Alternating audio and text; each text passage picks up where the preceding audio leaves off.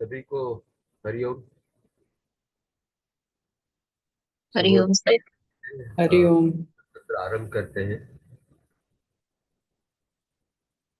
आज का श्लोक जो है वो देवांशी बहन बोलने वाली है। देवांशी जी, आप आरंभ करिए।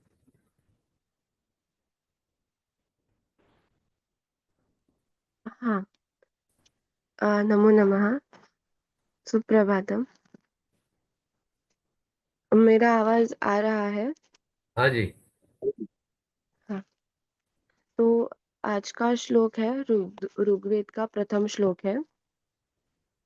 ओम अग्निमीळे पुरोहितम अज्ञस्य देववृत्त विजम होतारम रत्नधातम। यह श्लोक अग्नि देवता की स्तुति में है और अग्नि को यज्ञ का पुरोहित देव ऋत्विज और रत्नधातमम कहा गया है। पुरोहित अर्थात याज्ञिक कार्य करने वाला, देव अर्थात दिव्य, ऋत्विज अर्थात यज्ञ करने वाला पुरोहित और रत्नधातमम अर्थात रत्न समृद्धि प्रदान करने वाला। ये आज का श्लोक है। धन्यवाद। सम्यक।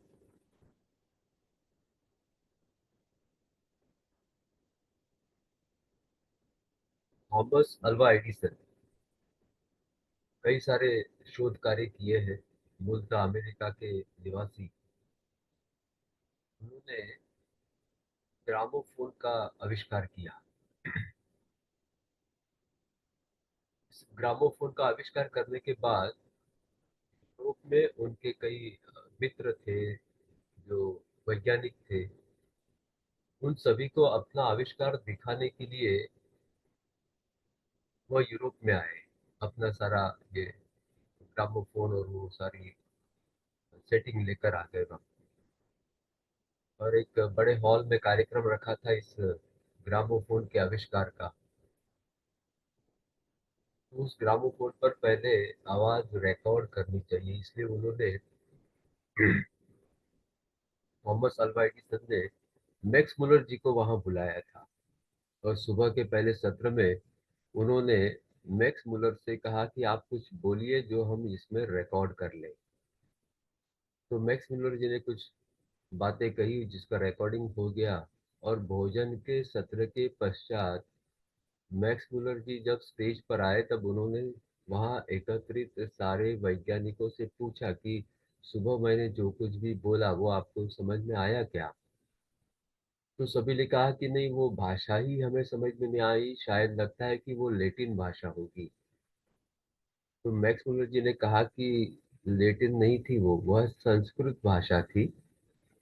और मैंने जो कहा था वह ऋग्वेद का पहला श्लोक था जो ग्रामोफोन पर दुनिया के लिए सबसे पहली बार रिकॉर्ड हुआ है।